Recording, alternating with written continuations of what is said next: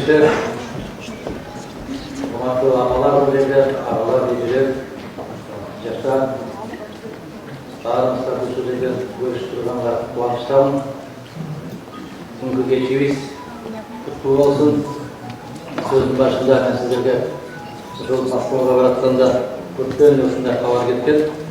Барат экенсиз, баратасызбы, жеттиңизби, жолугуштуңузбу деген суроолор көп. Мен ошолордон сиздерге терең, ысык, жалындуу Кыргызстанда салам айткандар аябай көп сиздерге.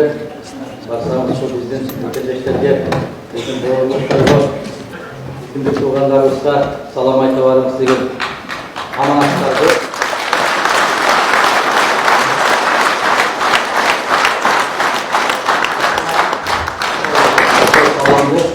мен сиздерге жеткизип коеюн. Биринчиден, экинчиден мына ошол бүгүнкү кечени уюштуруп, ушуга күйүп жанып, абдан катуу аракет жасашып, улам телефон чалып, келе аласызбы, келдиңизби, учтуңузбу, жеттиңизби деп улам ушундай кыжаалат болуп сурап аткан, бүгүнкү кечени уюштурган, биз менен сиздердин жолугушууңуздарды уюштурган биздин жигиттерге, кыздарга мен терең ыраазычылык билдиргим келет. Ар дайым Аллах алардын ойлогон ой максаттарын ишке ашырсын. Жакшылык менен аман эсен убактылуу бул жакта жүргөн азаматтарыбыз алты саны аман, тапкандарына Аллах берекесин берип, ойноп, күлүп, жайнап, ошол биздин кайрадан элибизге, жерибизге, ата энесинин кучагына, бала чакаларынын кучагына аман эсен жеткенди Аллах бизге баардыгыбызга насип эткен болсун.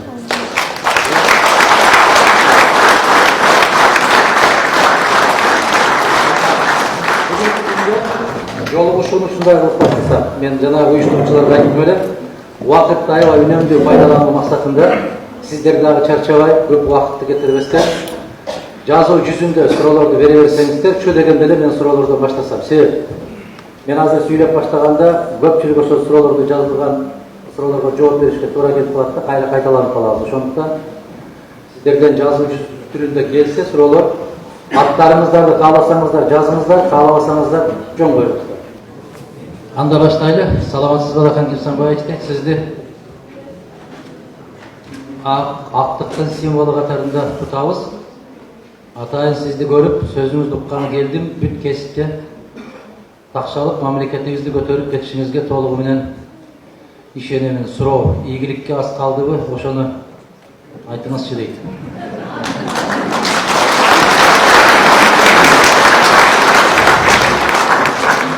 Рахмат, ниетиңизге рахмат, тилегиңизге рахмат. Ийгиликке аз калдыбы, көп калдыбы, ал биздин өзүбүздөн көз каранды болот. Бүтүндөй кыргыз мамлекетинин, кыргыз журтчулугунун өзүнөн көз каранды болот да. Биз эмнени кааласак, ошого жетишибиз керек, өзүбүз ошого татыктуу болушубуз керек. Менден көпчүлүк учурда сурашат да, сиз буга даярсызбы, бага даярсызбы деп. Мен дайым айтам, түндө саат 3-тө тургузсаңар деле даярмын, бирок ошого эл даяр болот. Себеп биздин мамлекеттеги тарыхты дайым ошол эл жасап келген, тарыхты дайым эл жасайт. Ошондуктан ийгиликтин эрте кечи жок, бирок ал качан келет, кандай болот, биздин калың элден көз каранды болот. Ассаламу алейкум дейт. Сизди көргөндө укканда бир азга болсо да үмүтүбүз жанат, кыргыз элинин сабыры түгөнүп баратат. Бизди батыраак алып кетиңиз сураныч дейт. Азыр менимче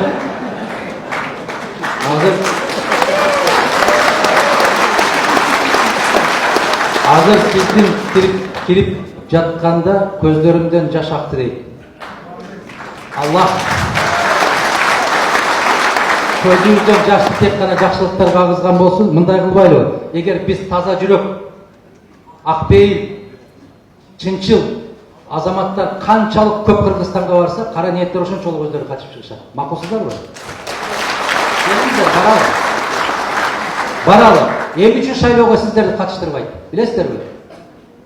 Себеп кара күч жеңилип калат деп коркот. Мына чындык мына жакта жатат. Ошон үчүн сүйлөтпөйт. Биз мыйзам жазып киргизгенбиз, сунуш берип атабыз. Мына азыр анча-мынча депутаттарды жиберип калыптыр бул жака. Кичине концерт коюп барып элдин пикирин угуп көр, билип көр.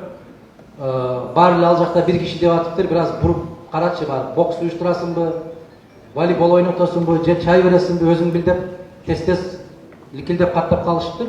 Угуп атам. Биз саясаты жок болгондо да жолугушуп атабыз. Эмне үчүн дейт суроо берет.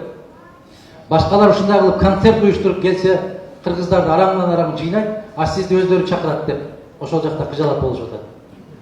Себеп концерт менен 1 саат көңүлүм ачылат. Курсагыңды тойгозсо 2 саатка тойгозот. А бизге түбөлүк келечек керек. Бизге өзүбүздүн болбосо балдардын келечеги керек. Ассаламу алейкум. Куш келипсиз Москва шаарына. Сизге бир гана суроо бар дейт. Кыргыз жерибиздеги кен байлыктарды иштетип чыгарган адистерибиз барбы? Эгер кен байлыктарды иштетип чыгарган адистерибиз бар болсо, ишеничиңиз бар. Ишеничибиз бар дейт. Эгер ишеничиңиз бар болсо, эмнеге кен байлыктарды башка мамлекетке берип жатат? Садырали Орунбаев дейт. Орунбаев. Мен айттым го баардыгы өзүбүзгө жараша болот деп. Мына кече менин сөзүм эмес, мен тек гана факты менен сүйлөйм. Кече президенттик шайлоодо 1,5 миллиард сом кетти деп эскиси айтты.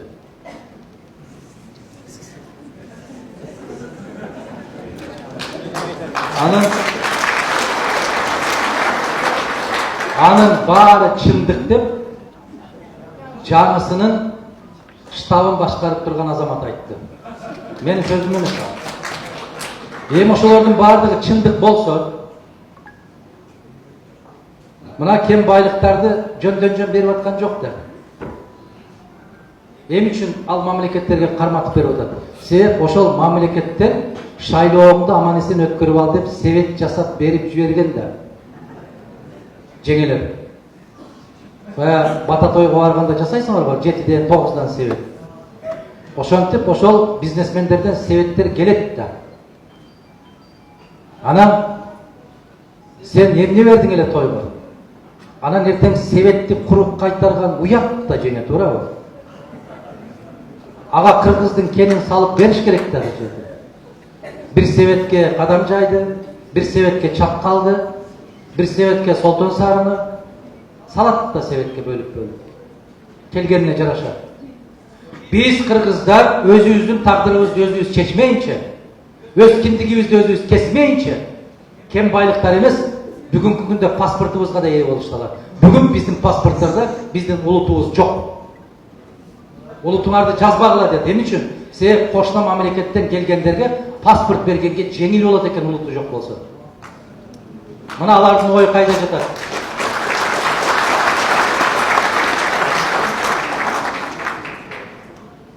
Мен сиздерге айтып атпайм, ошол паспортта улутту жоготкондун кесепетинен канчалаган паспорт берилди, канчалык жаран берилди Кыргызстанга. Кен байлыктар боюнча менин пикиримди билесиздер. Бизден эстүү, бизден акылдуу азаматтар, жигиттер, кыздар келмейинче тоо ташты жарганды токтотолу. Мен макул эмесмин деп ошону жаздык биз. Мен тоо таштарды жарганга макул эмесмин. Мен кыргыздын моундай болуп отурган жигиттердин, кыздарынын үнүн, добушун, оозун басканга макул эмесмин. Сиздерди мына айттым го мен. Тепкилеп кабыргаларын сындырып чыгарып койдуңар шайлоодо деп. Мен ушуга макул эмесмин. Ким макул ушуга? Ол Кадамжай чакырды эле, Кадамжайга барсак мен чексиз ыраазычылык билдирем. Ар бир үйдөн бир да киши калбастан чыгып турушат тоо таштын башына. Кытайлар ошол жерде чуркап жүрүшөт. Ким ошонун алдында чуркап жүрөт? Неге? Ага дагы бир себет тийбесе дагы бир табак тийген да. Акташ керек ошол табакты. Мен ачыктан ачык айттым ошол жерде. Төйтөмдө ушул жерде чуркагандан көрө ушул жердин аксакалынын аркасынан чуркасаң, Аллахка да разы жагат эле, элиңе да разы болот эле. Жок. Ликилдеп бир Кытайдын аркасынан чуркап жүрөт. Неге? Билесиңер да эмне үчүн чуркаганын. Атасынын аркасынан ошону чуркабайт. Биз баарына сураныш олтуруп эле окуңуз дейт. Рахмат. Өзүнүн тагдырына өзү ээ экен, чечип койду го. Көрдүңүздөрбү? Мына азыр ошондой чатак терек сайда болуп атат. Терексайда. Мына ушундай эле чатак биздин Нарын областынын Нарын районунда бар. Солтон Сарыны билесиздерби? Мына ушундай чатактар Кыргызстандын бардык жеринде бар. Эми сиздер элестеткиле. Ошол тоону жарса, тоонун аркы капталында биздин 3-чү, 4-чү атабызга чейинки атабыздын, энебиздин, таятабыз, тайэнебиздин сөөктөрү жатат. Разы болобу ошолор? Урпактар биздин сөөгүбүздү чачып, ушул жерден алтын алат экен деп, алардын руху разы болобу? Арбак разы болмойм, Аллах разы болбойт дейт. Биз ошолор жаткан жерлерди жардырып, алтын алабыз деп, ансыз деле кандай күндү көрүп атканыбызды көрүп атабыз. Ал каргыштан кийин биз каяка барабыз? Ошон үчүн мен биздин ата бабаларыбыздын жаткан жерлеринин жарылышына, агып аткан суулардын булганышына мен макул эмесмин. Мына жерде макул эместер болсо, мына жерде да макул эместер болгон болсо, анда ошол биздин арабызга барып кошулушу керек. Мына ошол макул эмесмин дегенге дагы бир жооп берип коеюн. Өткөндө көбүңүздөр интернетке жаздыңыздар. Адахан Мадумаров мен макул эмесмин деген кыймылды кол токтогонду эмнеге токтотуп атат деп жаздыңыздар. Мен токтоткула деп айтканга мажбур болдум. Неге? Саат 12'de болсо да телефон чалат үйгө.